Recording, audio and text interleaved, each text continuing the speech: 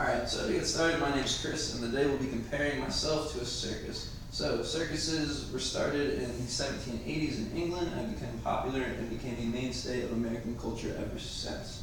So first I was going to talk about how I bring people together just like a circus. Second thing is how I work in organized chaos just like a circus. And the final thing would be how I like to make people smile and laugh just like the circus clowns.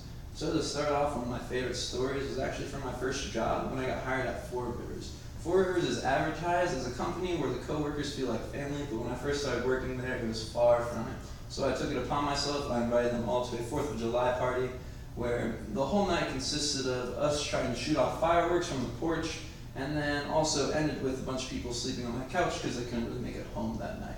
Now, I've never seen 30 people in a small 4-bedroom apartment, but that was quite a night and made the environment feel like a family ever since. The next thing would actually be for my current work, and it would be Sushi Sundays. So I work at Swimming Safari Swim School, and when I first started working there, it's kind of hard to get to know people, given that our whole job consists of, having our attention on kids as we teach them how to swim, so you don't really have time to talk to your coworkers. I took it upon myself, and I invited some coworkers out to eat. It happened to be a sushi place one afternoon, and at first it was very awkward, but we were able to break the tension by asking my favorite new conversation starter, which is, who do you hate most at work? Ever since then, we've invited new coworkers out, we ask them the same question, and now we are also one big happy family. This last story actually has to do with UNF. I'm the president of the UNF Kickboxing Club, and when I joined UNF my sophomore year, I actually partaked in the UNF Jiu-Jitsu Club. Now, from meeting them that same summer, I was able to merge the two clubs into one, and now we have long 4-hour practices. The club members from each club actually join the other, and we're one big happy family. This includes training together, going to competitions, and seminars. Even though I'm able to bring people together, it wouldn't be without being able to work in organized chaos. So, one story from this one. Again, I'm a swim instructor at Swimming Safari Swim School, and most of the time we work with toddlers, which are ages 2 to 4, and we have up to 3 swimmers in the class. On this one particular day, we actually had 4.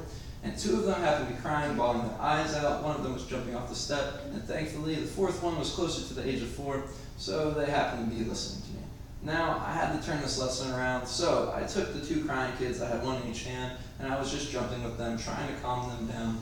The 3rd kid that was jumping off the step, I turned that into a safety game by teaching them to go back to the step every time they jumped off. And the 4th kid, who again was thankfully listening, I just had swimming back and forth to this platform that we have in the water, so he got a, very good lesson in. The next story actually just happened this past weekend, where instead of being in the water, I worked in the office. Now, duties in office involve enrolling new parents, answering phone calls, and just answering questions of parents that come in for their lessons. And so on this particular day, our owner didn't show up. We had one coworker not show up, and one of the kids was crying so much that a lifeguard had to jump into the water. So now my duties became office staff and being on deck, or the lifeguard. And so instead of just answering calls and enrolling parents, now I also had to walk the kids out to their class, make sure they got to the right instructor, and make sure that we had all the kids. And so my day consisted of walking out those kids. I would have to run back into the office, answer phone calls, enroll parents, and then just answer any questions of parents coming in. Just so you know, it's about 15 minutes between every set of classes, and then enrollment calls take 20, so it's quite a chaotic day, but we got through it. My next story actually has to do with my favorite sport, which is Jiu-Jitsu. On my first day starting, I happened to get paired with this guy, Jeff, and it was both of our first days. Now, if you've never done Jiu-Jitsu, I'll try my best to explain it. It's like chess, but with dire consequences. So on our first day, about 30 minutes of technique went by, and then at the last 30 minutes, what we happened to do was rolling, and rolling is where we practice the technique for the day. Our coach stressed that you need to go very light, but me and my partner Jeff just forgot about that, and we just tried to kill each other. So for the last 30 minutes, we literally were trying to kill each other unconscious, and it was the most chaotic thing I've ever done, but I've loved it ever since, and I keep doing it. Besides being able to live in the chaos, I also love to make people laugh, just like those circus clowns. So, one of my favorite stories, and also has to be one of my weird hobbies, would be horror movies. Now, my friends hate horror movies, but one day I was able to convince them to watch some, and the most recent one was Annabelle Creation. So, if you haven't seen Annabelle Creation, it has to do with this creepy doll who randomly turns their head when no one's looking. So, of course, I could feel the room getting a little tense because no one really likes scary movies. And so, at one of these head changes, I actually happened to yell, "Welcome to Moe's." I happened to lighten up the room, and they actually enjoy scary movies now.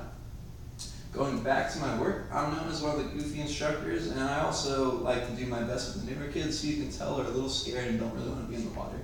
Normally we have a protocol, which is you sit on the step, you try to play a game with them to get them used to the water, and then you slowly get them in. Now, it was not working for this little girl named Maggie. Maggie, the only thing she enjoyed doing was giving me high fives and having me fall in the water in different directions. So for 30 minutes, she gave me high fives, and I had to find ways to jump into the water. And now she loves swimming and is one of our best swimmers. Finally, I like to take life a little less seriously, and this translates to my school.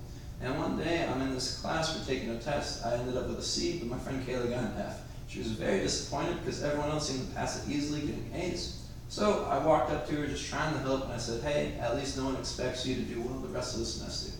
It put a smile on her face, and she happened to get an A in the class. Just to review, I'm good at getting people together, my life is organized chaos, and I like to make people smile. And to end it on with a quote by David Niven, keep the circus going inside you, keep it going, don't take anything too seriously, and it'll all work out in the end. Thank you.